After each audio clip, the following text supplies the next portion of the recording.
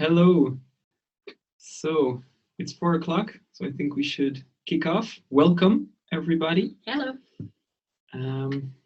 Welcome to this design thinking webinar. We'll guide you through the basics. So what is design thinking exactly? We'll look at a few frameworks. Actually, we picked our favorite to sort of use in this webinar. And then after that, or as we go, we'll dig a bit deeper to see where the differences are with regards to B2B. So business to business ideas and design thinking. If in the meantime you have any questions, feel free to post these to us using the Q&A option. There's also a chat option, but that's we're not going to use that one for the Q&A. So on the top left, you'll see a settings button and then a Q&A button. And that's where you can submit any questions you might have. And in the end, we'll try to go into each and every one of these. So yeah, let's dig in. Who are we? And I'll give the word first to my colleague, Vilma. Yeah, so thank you, Nick. My name is Vilma. I'm originally from Finland, and I am a business designer at Board of Innovation. I have an academic background in business administration and design management, and 5 years of professional experience in retail and brand management, HR, and also process and business design. And my colleague, Nick. Thanks. Yeah, so I'm also an innovation consultant and business designer at Board of Innovation. I started at EY, the former Ernst & Young, as a strategy consultant.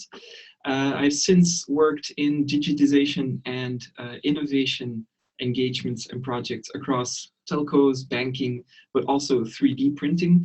And besides that, I'm also in the process of launching an app in the healthcare space. So these are the experiences that we bring to the table. And we're part of Board of Innovation, which is an Antwerp-based international office, so consultancy, and we specialize in new business innovation. And we specifically focus not necessarily on industry, not necessarily on regions, but mostly on topics.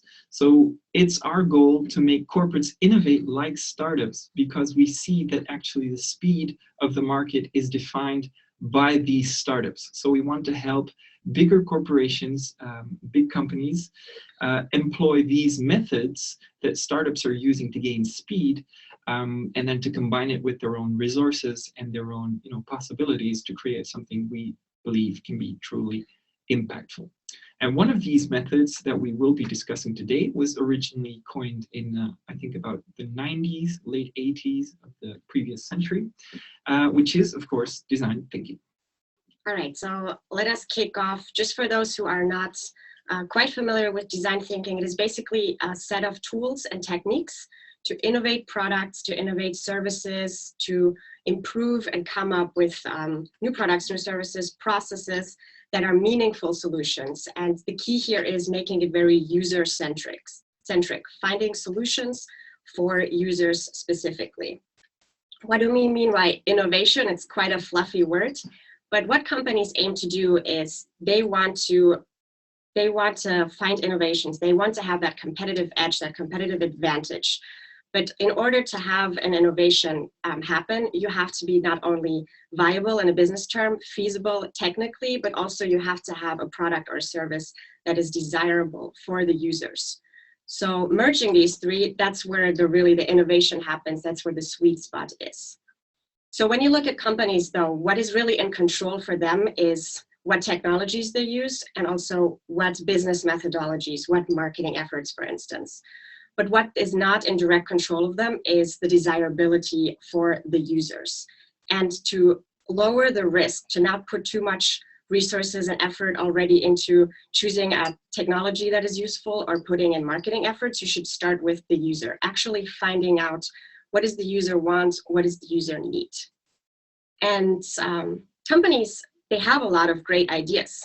The problem is that they don't get the gap of actually finding out what the problem is for the consumer, what the need is for the user in that sense. So that gap can be closed and should be closed. And that's why design thinking is a very powerful tool to use here. As an example, we want to look at, for instance, startups. Startups have a lot of great innovative ideas, but not all startups actually make it. And the reason for why they don't make it is oftentimes because they haven't validated their need in the market. They haven't actually talked to consumers. They haven't found out what is the problem that we're solving here. Is this actually something that users are looking forward to? So wrapping it up, all in all, is really, life is too short to build something that nobody wants. You have to start looking into what is the actual problem, what is the user need here. And design thinking is actually, there's a lot of methodologies in design thinking. And the creative process in design thinking is actually quite complex and fluffy. This is kind of what it would look like. So there's a lot of different methodologies that have been developed with time to make this a little bit more structured for organizations and teams and people to make use of it. So there's a few examples of methodologies and design thinking that can be used. And how we want to illustrate design thinking today is using this methodology. It's actually developed by Stanford University, by the D School in cooperation with IDEO. And these are the 5 building blocks that make this framework. And it's very structured in the sense, but it's not supposed to be linear. It's not supposed to be a waterfall strategy and process. What it is really just to help you guide through the design thinking methodologies. And what you should do is you should iterate these. You should go back. You should involve different stakeholders so that you can actually make use of each and different blocks. Yep, exactly. And so even though, yeah, you want to take these blocks as sort of, iterative processes, they're a really nice way of structuring it. So let's dive into the first block straight away. One of the big differentiators, so to say, of design thinking, which means, gathering that empathy, putting the human in the center and trying to fully understand that user, that human being on the other end. So, of course, there's different levels of understanding. So on the surface, you can understand what people say and what they think, because it's very easily shared through interviews or, any other type of technique. But what's more powerful, as you dig deeper, what people say isn't always what they do, or what they say they do isn't always what they actually do. And the knowledge that's underneath that, the feelings, the emotions, and the actual goals and dreams of these people will differ even more. So that's even deeper. And you see that the knowledge behind that is, also ranging from the explicit on the surface to the latent. And talking about latent, we're then mentioning, intuition and all of these habits that have formed over time without actually becoming more manifest.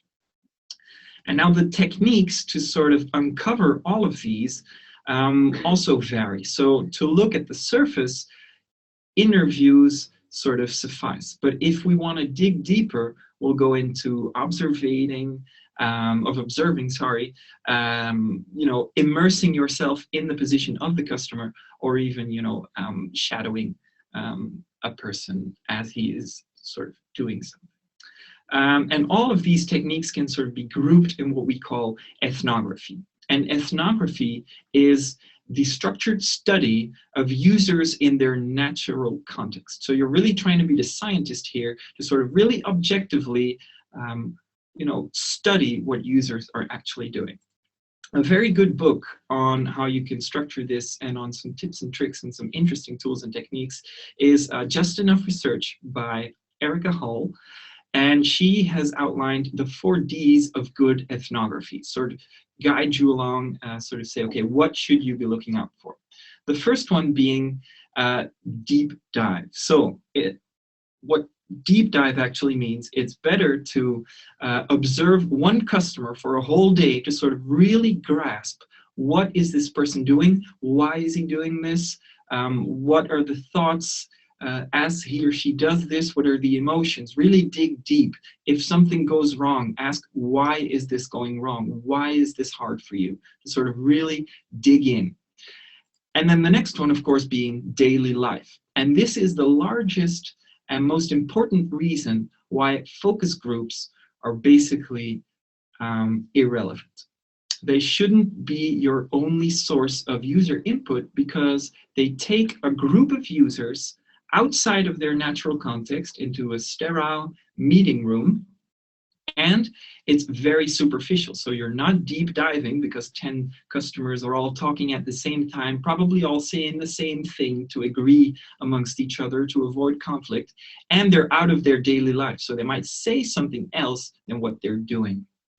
Then going forward, you want to analyze the data. You want to really group whatever you have there and sort of really look into patterns and emerging motifs underneath it. So you want to combine all these interviews and observations. And what you want to look for is the drama. Where do things go wrong? Where is it hard for people? Where are things really getting painful? And that's what you want to look out for. What it also means is that you can use this drama, the pains that you've seen, to sort of sketch your story as you share later on. So if you've defined a product to sort of solve that problem, you can use that drama in your marketing message. If you want to sell your product to the top management, use that drama in the stories you tell. Now, all of this remains the same in a B2B context, but it sort of gets an extra layer, because not only do you need to understand the user and the motifs, or basically the reasons why the user does what he or she does, but you need to also understand the context of his or her daily life. And the daily life of that person then means she has a role to play in a certain team. She has to follow certain processes within an organization. There are people that depend on her, and there are people that she depends on. So these are all sort of extra layers that you need to take into account as well. And all of this sort of preliminary research can serve very, very useful, because you're already starting to sort of build mutually beneficial relationships. A very interesting book we're quoting here called Lean B2B. It takes the Lean Startup methodology and sort of makes it into a cookbook with recipes for specifically B2B. So very important, very interesting book. Now, what I was saying, you want to build relationship with prospects as you are doing your research. And all of this then taps into the hierarchy of needs of your end user. Because actually, a user in a sort of consumer sense will think about very different things than a user in a corporate environment. The main driver for a person to do anything within a corporate culture, within his or her job, her role, is avoid risk. Will this decision get me fired? Will this decision cause someone else to blame me for something? That is the main driver. Am I trusting this person enough to not be in any risk of any kind? And if you've established that you can overcome that risk, that's where you build your trust, that's where you build your relationships, then you've already crossed the first line in order to make a sale or to work together with that client. After that, if the client is convinced that the trust is there and that there's no risk in getting into business with you, she's going to want to avoid hassle. So am I easy to work with? Is it going to make my day easier, basically? Only after that will the person go out to look for praise, to look for a raise, compliments from the boss, or any type of power within the company. Can I really, start climbing up in the company? And only at the very last will the person start thinking about, is this going to make my day more fun? And is it going to help our company actually make profit? Of course, the profit of the company taps into the blame that people might shift towards that person. So the risk aspect, but it's really only very secondary in the process. Next to that, not only the personal drivers change, also the things that the person thinks about when making a decision. The whole decision process sort of changes, and the decision power is also spread. quite often. In very small companies, they won't be, and there will be a single CEO that takes all the decisions. But as soon as you're dealing with bigger organizations, you're going to have different types of perspectives. On the one hand, the satisfaction of your tool, of your service on a daily basis will be the main concern of the user, the person actually interacting with your service or product. Then the economical buyer is the person, most likely the CFO or the procurement department, that puts the money on the table. And they are most interested in ROI. Is this going to make us earn more? Is it going to lower our costs? And then a technical buyer sort of takes in the aspect of feasibility. Will we be able to integrate this solution, this service, into our usual way of working? So these are all very rational parts of the decision process that are quite often spread across different persons. So in order to start really understanding all of these different people, not only their personal drivers, but also the sort of decision process as a whole, you can use tools like stakeholder mapping to sort of really outline who are the people that have a sort of positive feeling towards our solution compared to do they have the power to actually influence people. And if people are very positive and very powerful towards their own corporation, these are the people that you need to be in close contact with. You need to keep them as advocates, as gatekeepers, and you need to manage them closely. If, on the other hand, interest is very low, but their power is also very low, you shouldn't really mind about what they think. If, on the other hand, people are very interested but have low power, it's it could be a powerful mechanism as soon as you have a lot of them. So keep them engaged, keep them informed in a lot less closely managed way. Anyone where you mention, where you notice that their decision power is high or their influence, either formal or informal, is high, but the interest into your product is low, that's where you need to go looking for ways, how can I satisfy them nonetheless? What needs to change for them to get on board? Or how can I get in their way as least as possible? How can I just get out of their way so that they also lose the interest to oppose you? And these are all the things you're going to want to look into and dig into as you try to gain empathy, as you try to gain understanding of your user and the company she works for. Yes. So the next step in the design thinking process will be definition. And this really means that after you have created a user portfolio, or you have identified who you're going to be working with and who this person is, or who this company, who these stakeholders are, you need to somehow cluster and make sense of this information. So what you want to do is you want to consolidate your findings. You want to either create user groups, you want to create stakeholder groups, you want to create organizational groups depending on what context you're working in, if it is really just for the end consumer or in the B2B context. So here it is also important that you identify the need that really needs to be addressed, or identify a problem that needs to be solved in order for you to continue. And this means that you have to scope it for your project. You have to make sure that you have an idea of, this is specifically what I'm working on for this specific problem, and this is how I can then continue. So a few techniques that you can use to do this is, for instance, personas. And personas means that you, for instance, cluster different user groups in terms of maybe they have a similar hobby, a passion, a preference, but you can also use this in a B2B context, saying that you have specific stakeholders that go into one team. If you work with smaller companies, you can really look at the specific individuals in those companies. If you work with bigger corporations, you really want to match out and cluster different kinds of corporations that go into the same theme so that you can find out a coherent need, define it, and then go from there further. Another tool that we're using is customer journey cycles. This tool actually maps out a customer or a user journey in that sense. So you really look at what happens before. For instance, let's look at a service. What happens when you start preparing, looking into a restaurant service? You're gonna You're going to do some research online. You're going to go to the restaurant. You're going to experience the actual service that you're engaged with.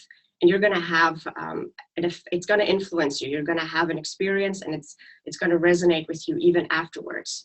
So you really want to look into, what is this experience like? What is the journey that I'm going through as an individual, or as a group of stakeholders, as a group of companies?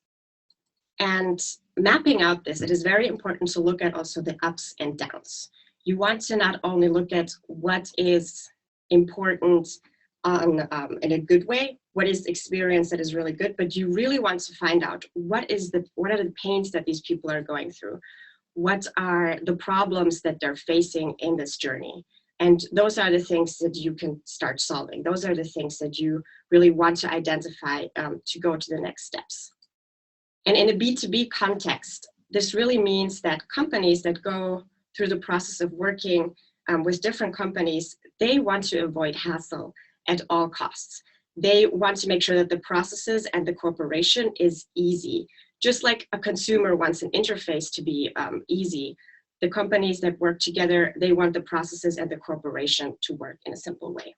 And this then taps into the hierarchy of needs that we've seen. So yes, by making the user experience of your company, are we easy to find? Are we easy to get in touch with? Are we helping our client through their day? Basically, are we avoiding all types of hassle for them? That becomes extremely important, and not necessarily the user interface of your tool itself. If, for instance, you're selling enterprise IT or solutions of some sort, it's really about the relationships that you build and the way of working that you establish. Yeah. An example for this can be Henry Ford asking what kind of needs they have when they're saying my horse is too slow. That was their initial problem. And Henry Ford would ask questions and take a step back and actually reframing the problem and finding out, what is it actually? Is it really the horse that is the problem here? Or what is it that we're actually trying to solve here? And what he found out is it's not the horse, but it's actually the commuting, the transportation, going from one point to another, from A to B. And the solution that was then come up with was an entirely different way of transportation. That's what he solved. And that's not the initial problem that he had. By asking the correct questions and reframing the problem, he came up with a solution that had nothing to do, in a sense, with horses. Another technique that we've been using is scenario planning. And this technique is really useful not only for end customers, but also in the B2B context, because you can involve a lot of different stakeholders, and you can edit a lot of different influences on this way. So it's not only one customer journey, but you can have different paths that go and merge together, different scenarios and scenes that will influence your interaction in a B2B context with your clients. And in a context, in the B2C context, that influences your experience from an emotional path. So this technique is very useful in both contexts. Mm-hmm. Yeah, so all of these tools are going to help you sort of take whatever you've found and all these observations that you've done, quotes that you've gathered from clients, and sort of structure them so that you can do something with them. Most likely scope, okay, what problems are we actually going to be working on? And to make the decision process of the problems that you should be working on in a B2B space even more clear, let's look at the problems that deserve your attention specifically. If you can help a company either raise its revenues, lower their costs, or raise the end user satisfaction, so not the B2B client, but the B2B2C client, if there is one, those are the things that actually are going to be worthwhile investing in.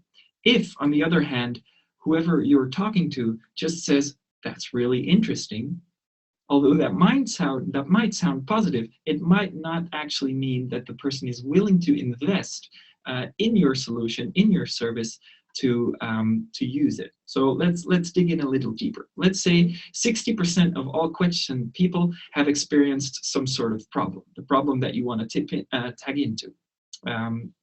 That actually might seem very, very positive, but what you actually want to look out for is how many of these people are actually solving that problem in some way. If they say, well, yeah, it is interesting that you could improve that, but I've never actually thought about improving it myself. So the pain that I feel on a day-to-day basis, even though I want to avoid hassle as much as I can, I haven't really taken the time to think about how I could solve this. So the pain isn't high enough.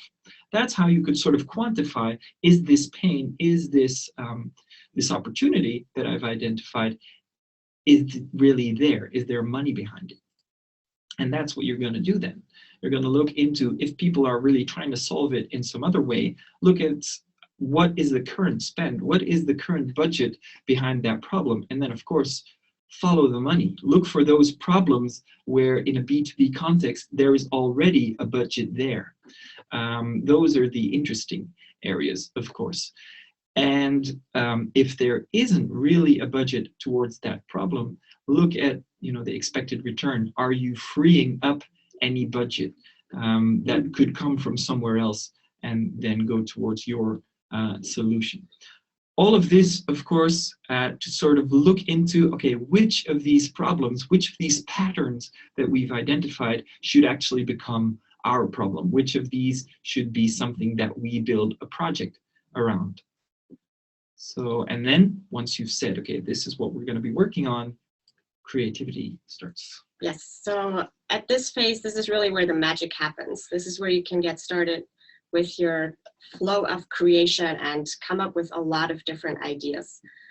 What you should preferably have for this session is definitely an interdisciplinary, multidisciplinary team with different perspectives that will really enrich the ideation session. And also, I think it's very good to have different kinds of techniques, not only using one technique to go into ideation, but using different techniques.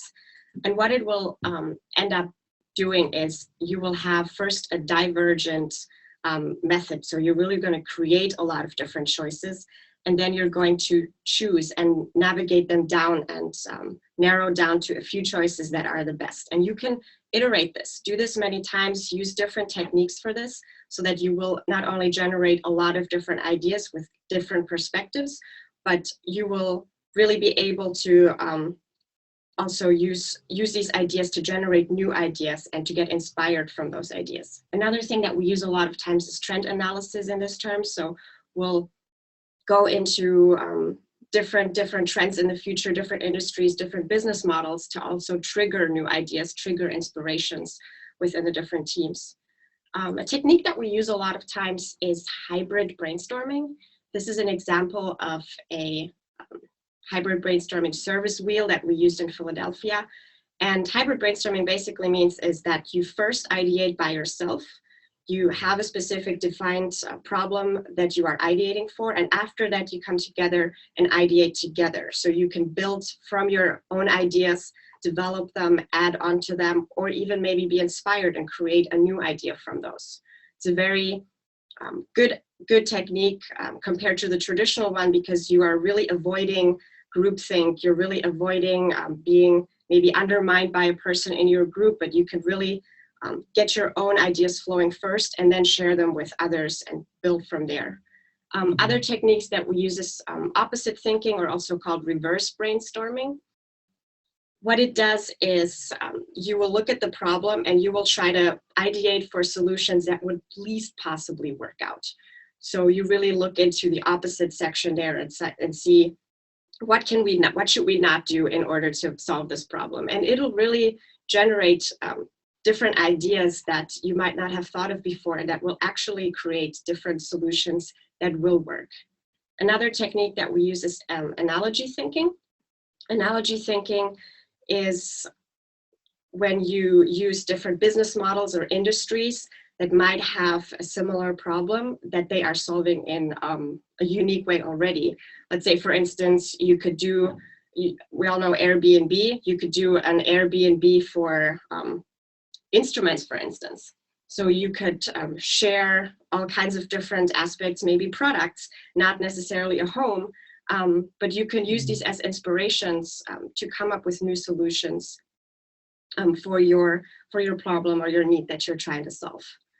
And in the B2B context, this makes it so much more important to co-create with the clients.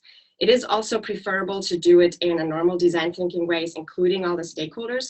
But in the B2B context, it is more important. You really want to make sure you avoid the fact that those clients were not involved in the ideation. And if you do co-ideate and come up with ideas together, they will be so much more motivated about the idea. They will be so much more inspired about that.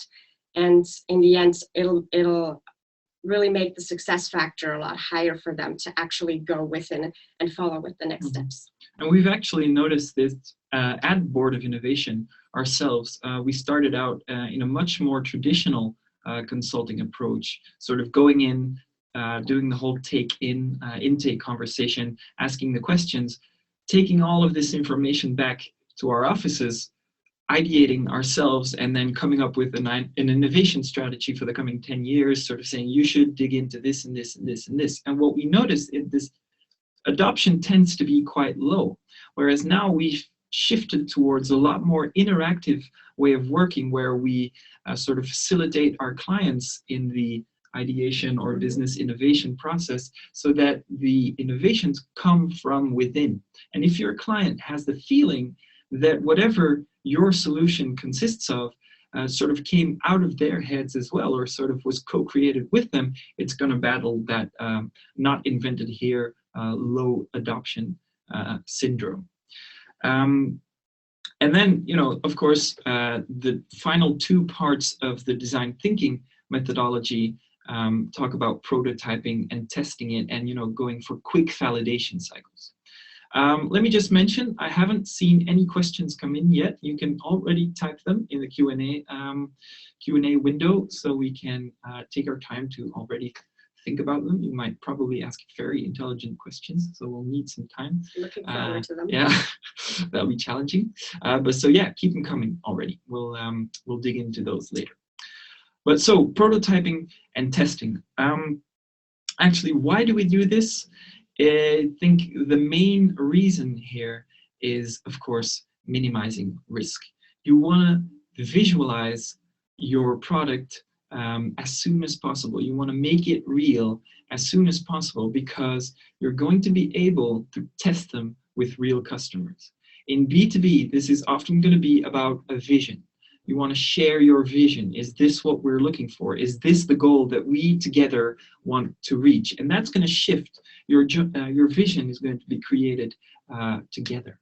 And that's why you prototype and iterate fast, because that way you can just sort of come up with something, come up with an idea, a tool, a service, propose it to your clients as soon as possible, to then get rejected straight away, even before you do any type of development, any type of product manufacturing, so you'll learn straight away.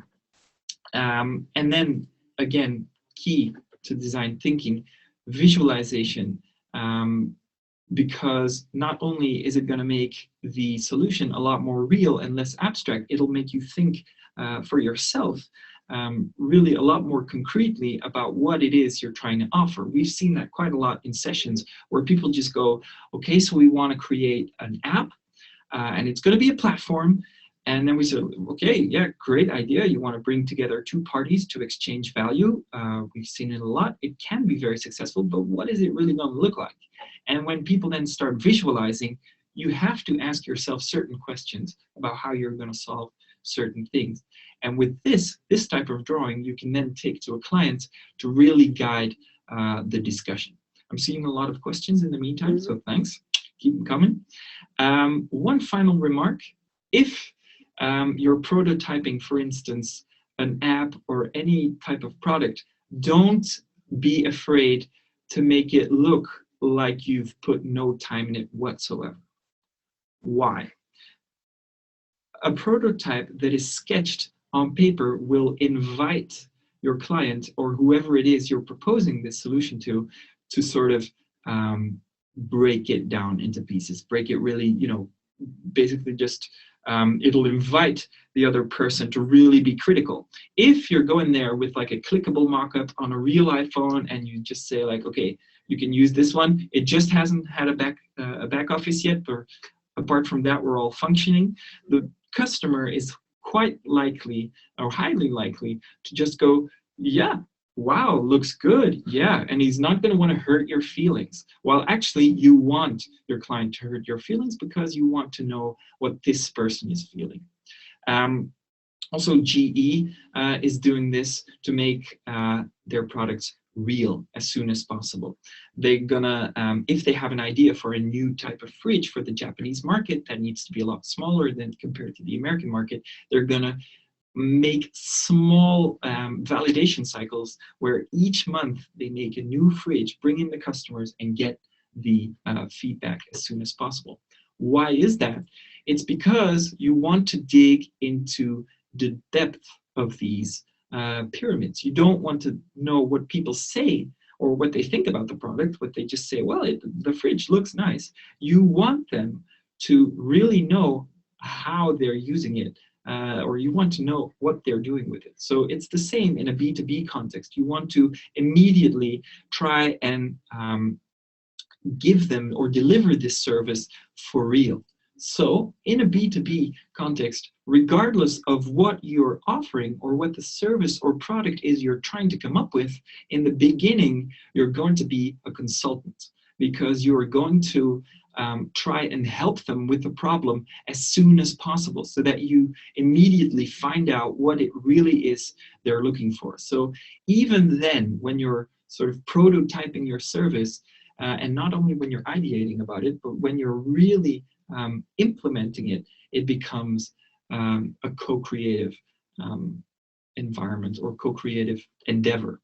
So you're going to want to shift from a minimum viable product in the sense to a minimum viable vision, where you build out that vision of the service or the product that you're trying to come up with. You build it out together.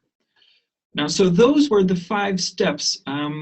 Let's go through them just in our heads quickly. You start by gathering empathy, by going out there, get out of the building. It's the famous quote, get out of the building, go towards the daily life of your customers, observe them, immerse yourself in what it would feel like to use your service, to get all of that knowledge, that's deeper than what people say. It's about what they do, what they think, what they feel, what they dream.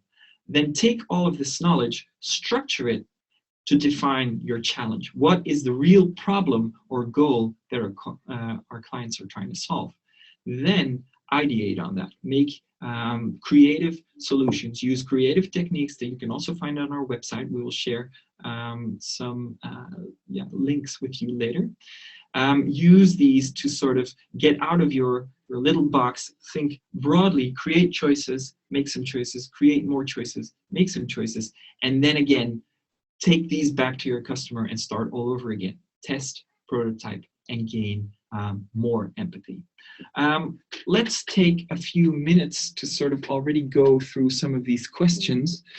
What I think is also important to mention is that even though design thinking methodologies have been developed over the past tens years, like 20, 30 years, in the B2B context, it's still a new field.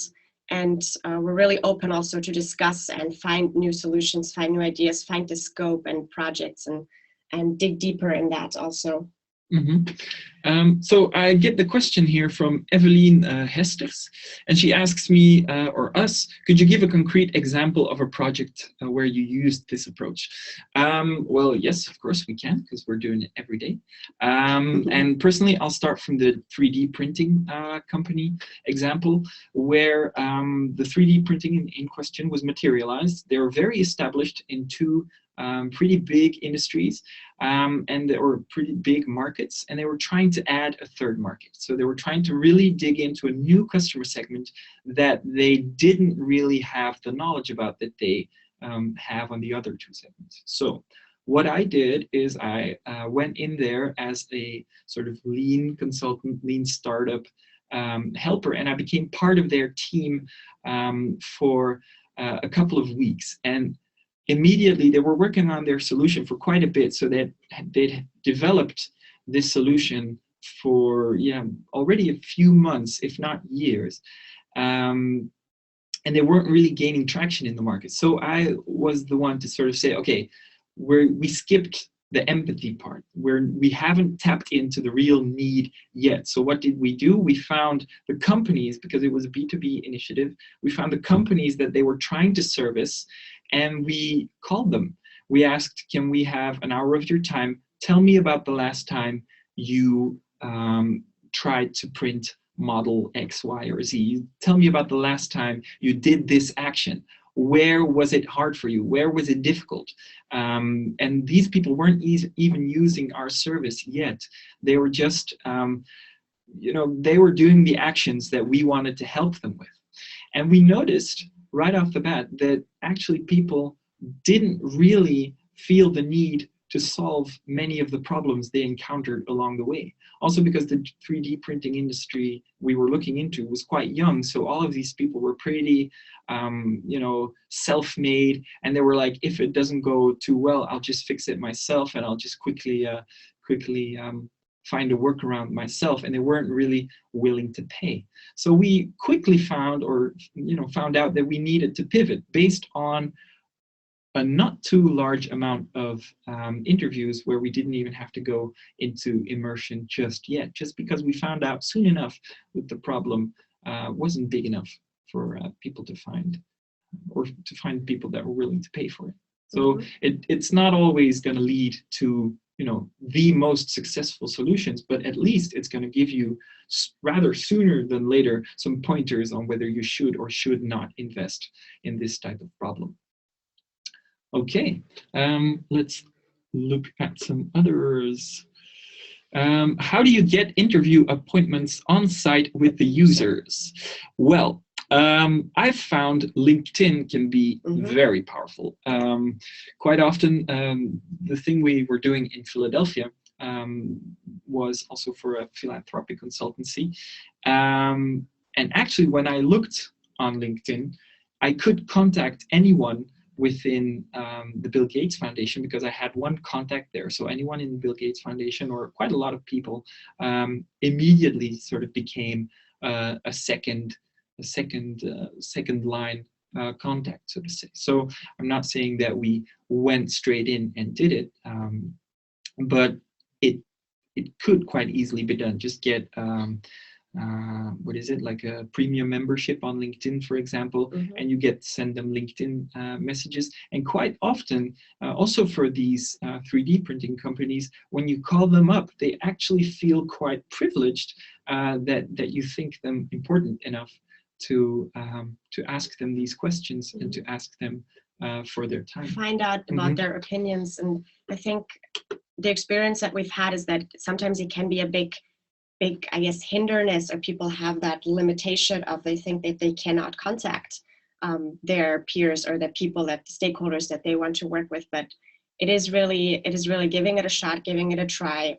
For instance, using LinkedIn, calling them up, contacting them and asking, and you haven't lost anything if you do that. So definitely go for it and find the time, making an appointment, making a phone call, reaching out to those people to find out what they're actually about, what they're looking for, and getting their opinions.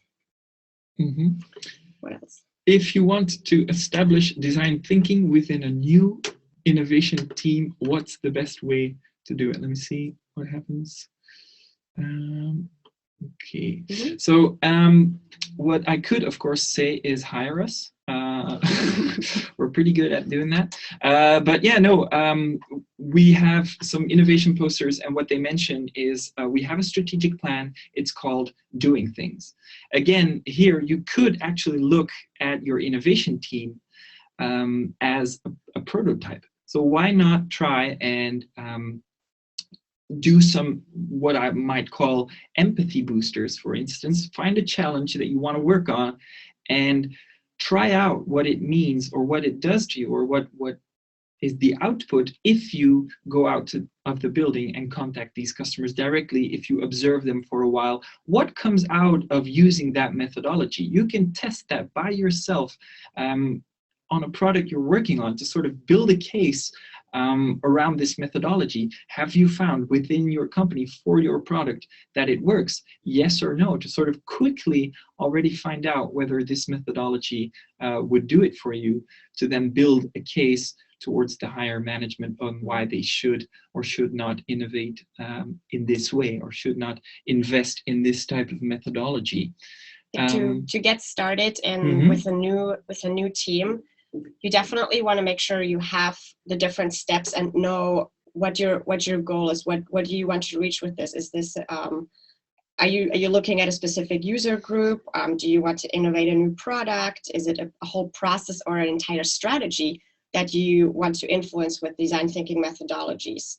Get familiarized with the different techniques and find techniques that you're comfortable with, that you're excited about, that you want to start using. And when you facilitate those, obviously there's people that have experience like us that can help with the facilitation and help guide the teams, make it better, and then go further from there, get that exercise, get that practice, that experience, to then really create that mindset also of design thinking. It's not just a practice, it really is in the end a mindset that you can use in product development, you can use in different processes. So starting step by step is familiarizing yourself, setting a scope for yourself, what do you want to do, and then getting some help, getting some facilitators that will guide you through those different steps. Yeah, or indeed find, especially design thinking, there's quite a lot of stuff already out there available for free online on our website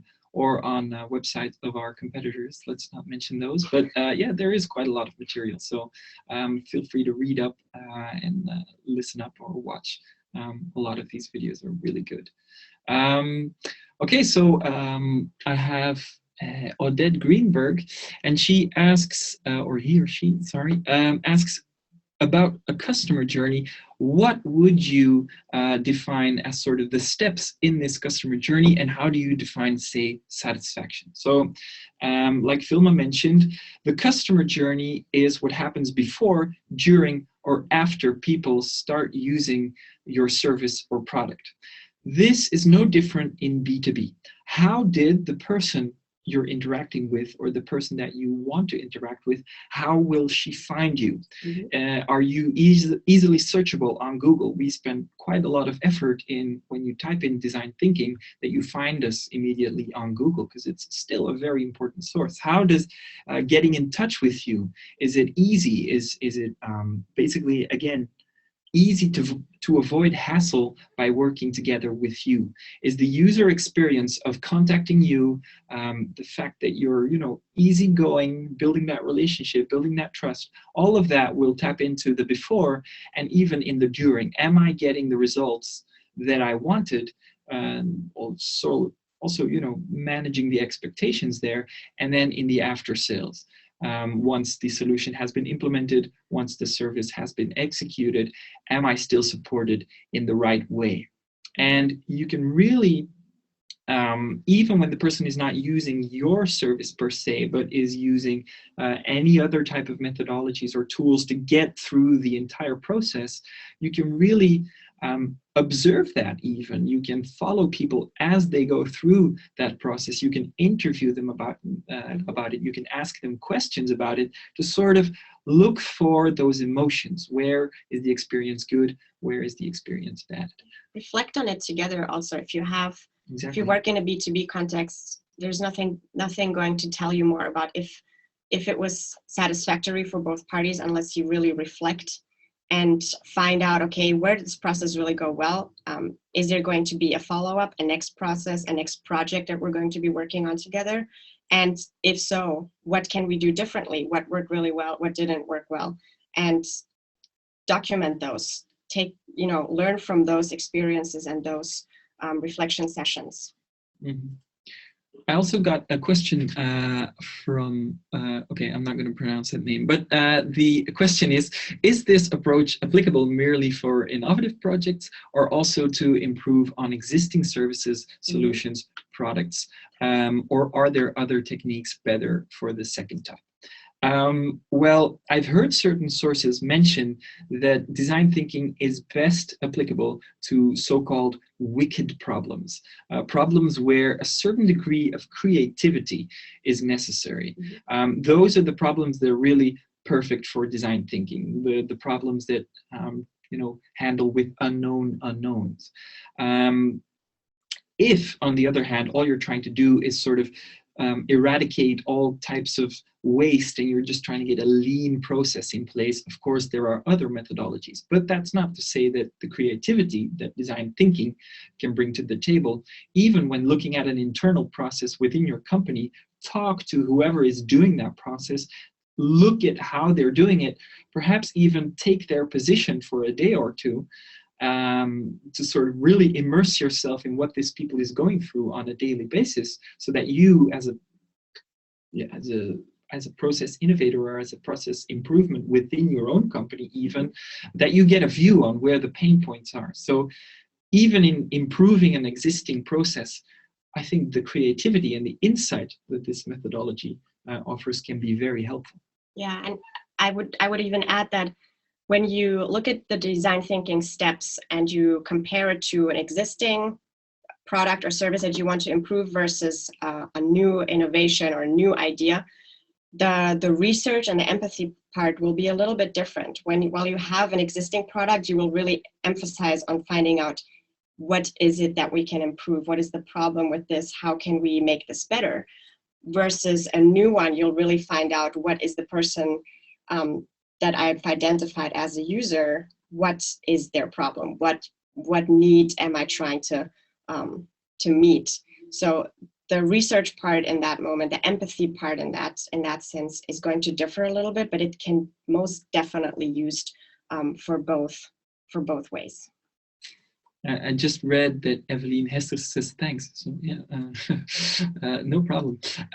Okay, I see another question from Roland. You seem to interchange design thinking and lean startup. How do you see them in relationship to one another? Well, it's a really good question. And there's actually a video on that on YouTube as well, design thinking and lean startup. And to me, they sort of, let's say they connect very handily. So for me, the biggest the biggest aspect of design thinking is the empathy gathering stage. So how do you get to the point where you get to observe the ethnographic research, let's say, of design thinking? That's for me the very interesting part. And then of course the ideation and the problem definition techniques that go along with it. But as soon as you start prototyping and testing, lean startup can help you to identify which prototypes you have to make. Let me sort of rephrase that. The lean startup methodology says if you want to launch a product, you're going to have a business case that says if this and this and this and this happens and we launch your product, then we're going to be rich. It's your, your positive business case happens if X, Y, and Z, X, Y, Z. Now, what the lean startup then helps you to do is sort of look at the assumptions underlying this business case to identify which assumptions are the most risky ones. And those assumptions that are going to make or break your solution, basically, are the ones that deserve more research. So that's how I see design thinking and lean startups sort of linking into each other, meaning that design thinking gives you tools to look into, to empathize with users and to sort of, take all of it in and use it in your prototyping. And lean startup gives you a more business-oriented approach as to which data you should actually be going out to look for. But both, I think, really complement each other very, very well. Okay, thanks. Let's look at a different question. Okay, let's press done. Well, what are other innovation frameworks besides design thinking? The first one I'm thinking of right now, it depends all, of course, on what you want to do. There are various problem-solving methods. It's the 5 whys technique, root cause analysis. There's a creative technique, I think, called creative problem solving. And it's actually very, very similar to design thinking. It was developed in the 70s. And what design thinking did was they took that process of going convergent, then or divergent, then converging, then again, and they made that human-centered. So they made sure that the as-is collection of the data becomes more human-centered. And of course, when looking at innovation, you have other frameworks that are also still very relevant, depending on what types of challenges you want to tackle. But we're big fans of the design thinking methodology, and that's the one we wanted to dive into today. Okay, let's look at maybe 1 or 2 final questions. Maybe this one. This one's good. Yeah, go ahead. So the question is, what would be the minimal time frame to work from start to finish? What is optimal and what is too long? And this, again, really depends on what you are looking into and how complex the environment is that you work in. Just for ideation and getting some quick prototypes, you can really go through the process within a very long day, but optimally I would say 2 days, because it is quite exhausting for the mind to be exposed to such amount of new information and to really create new ideas. So I would say minimum would, for a big team or for an organization, would be a day or 2. There really isn't a maximum, I would say, in those terms, because you can expand those different steps for weeks. You can do empathy analysis for a few weeks if you want to, if you really want to get to know the user that you're working with. There's obviously different steps that take different kinds of time, but also if you want to make a more extensive prototype, you'll need a longer time to do that than just making sketches. Yeah. So. And I think, I just saw another representation using the infinity symbol inside of their representation. And that to me is a really good representation of the fact that it never stops. I mean, you can keep on improving your product. The needs of companies keep changing over time. So I think it's never over. So what's the shortest framework from start to finish?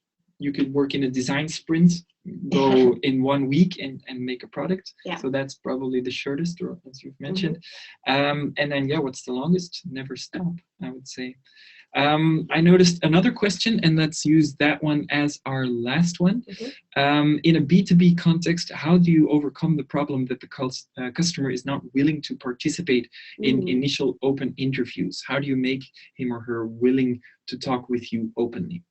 I think the key element there is trust again.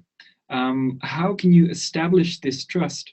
It's by clearly showing that you're not necessarily on the lookout of selling just yet. I think putting yourself in the position of really a researcher can really open a lot of doors. We've noticed it before that the same question asked by someone from the sales department or from the design department, for instance, can really make a very big difference in time that someone is willing to spend. If you clearly state that all you're trying to do is improve on a product and then they can decide whether or not to buy it, that can be a big difference. On the other hand, if you find that no one is willing to participate in initial open interviews, it might just be the case that you're not solving something they care about. If someone wants to call me and ask whether I would like to discuss my current phone bills and sort of, optimize that, which have been asked to do. They were, of course, far too salesy for me to really go into it, but it's not really a problem for me right now because it's paid by Board of Innovation. So it's not a problem that I'm currently struggling with. So I think, look at it that way. Are you being too salesy, perhaps? Are you really making that openness a part of your own story? And on the other hand, are you really solving a problem that's tough enough so that they really want to talk with you? Yeah, okay. Thank you, all of you. We'll keep these questions in mind definitely, even as we go further. If you have any more questions or any more things you would like to get into, please do visit boardofinnovation.com. We have a whole load of inspiration tools. What are the 200 innovations that we see over the coming 100 years? What is design thinking? How can you apply it? What are some tools? Read our blog. Why are we doing the job we're doing right now? Get into it. And of course, thank you very much. Let's stay in touch. If we didn't get the chance to answer your question right now, do not hesitate to email either one of us. And we'll make sure to get back to you in a matter of seconds. Okay, cool. Thank you. And yeah, have a nice weekend, I guess. Great weekend. Thank you. Bye. Bye-bye.